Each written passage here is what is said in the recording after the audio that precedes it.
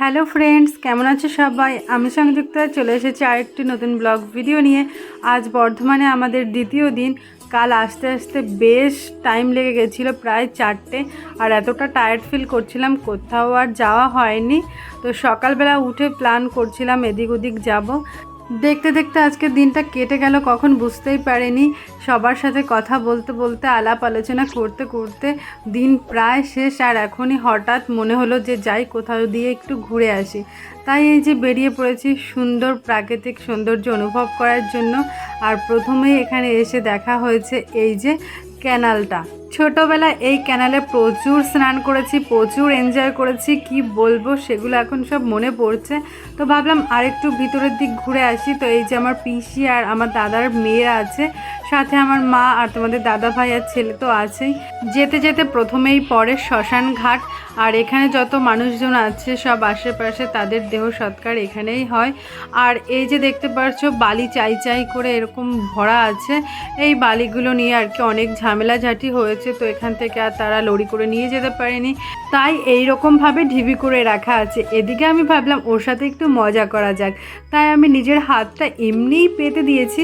আর ও সত্যি সত্যি হাতের উপর হাত রেখেছে, আবার বলছে হাত মে কাভি নেই ছোড়ুঙ্গা। তো আমি আর কি বলবো, একদম ফিদা। আর এদিকে দেখো ওই যে বালির ঢিবির পিছন থেকে সূর্যি মামা উকি দিচ্ছে কেমনভাবে, খুব সুন্দর তাই না? আর এখন এই যে হাঁটতে হাঁটতে অনেকটা পথ চলে এসেছি। আর তোমরা দেখতেই পারছো খোলা মাঠের মতো। এটা কিন্তু মাঠ নয়, মাঠ ভাবলে ভুল হবে। এটা এমন একটা নদী যার জল নেই, তবুও সে নদী।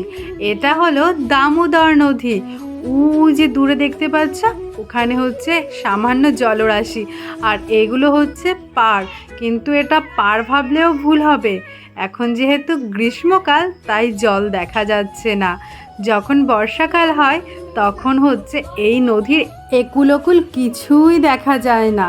এদিকে তো সূর্যি মামার আর এক রূপ, প্রতিবিম্বটা কি সুন্দর ভেসে উঠেছে। জলরাশির বিপরীতে মনে হচ্ছে আরও একটা দুনিয়া আছে, যেখানে আমরা হাতছানি দিয়ে যেতে পারবো না। যারা এই প্রাকৃতিক সৌন্দর্য ভালোবাসে তাদের কাছে এটাই যেন স্বর্গ। এখান থেকে প্রতিদিন প্রচুর টন টন বালি তোলা হয়। আর দেখতেই পাচ্ছ যে দূরে লরি দাঁড়িয়ে আছে। আর এই হলো রাস্তা। এই রাস্তায় দেখতেই পাচ্ছ তোমরা লরির দাগ। এই রাস্তা ধরেই আর কি লরিগুলো ওই দূরে চলে যায়। আর ওখান থেকে জেসিপিতে করে বালি কাটা হয়, আর লরি ভর্তি করে সেগুলো এই রাস্তা থেকে আবার মেন রাস্তায় ওঠে। আর তারপরই সেই বালিগুলো চলে যায় আমাদের দেশের বিভিন্ন প্রান্তে ব্যবসায়ীদের কাছে। সেখান থেকে আমরা আমাদের ঘর বাড়ি তৈরি করার জন্য বালিগুলোকে নিয়ে নিই। এখানে সবসময় বালি তোলা হয় বলে জলটা একটু কম, আবার অন্যদিকে অনেক জল আছে। আর আজ এই নদীর অবস্থা শুধুমাত্র এই আমাদের মানুষের জন্য, কারণ আমরা নিজেদের স্বার্থে এই নদীকে বিভিন্নভাবে ব্যবহার করি। কখনো বালি তুলে, আবার কখনো নদীতে নোংরা ফেলে, আবার কখনো কোনো নদী জলাশয়কে বন্ধ করে বড় বড় বিল্ডিং তৈরি করে। সবাইকে একটা কথাই বলবো, প্রাকৃতিক সম্পদকে সংরক্ষণ করার দায়িত্ব কিন্তু আমাদেরই। যাই করো না কেন প্রাকৃতিক সম্পদকে বাঁচিয়ে করো, দেখবে তাহলে সবার জন্য বা ভবিষ্যতে যারা আসবে তাদের জন্যও ভালো হবে। ঘুরতে ঘুরতে আমরা এখন অনেকটা পথ চলে এসেছি। আর এখন এই যে বাঁশের চারটা পার হচ্ছে, এটা একদম দামোদর নদীর উপরে বানানো, দুই পাড়ের মানুষজনের জন্য। কিন্তু এই বাঁশের চার পার করতে যে আমার কি অবস্থা হয়েছে আমি বলে বোঝাতে পারবো না তোমাদের। এমনি ব্রিজে উঠলে ভয় করে, আর এ তো বাঁশ দিয়ে বানানো চার।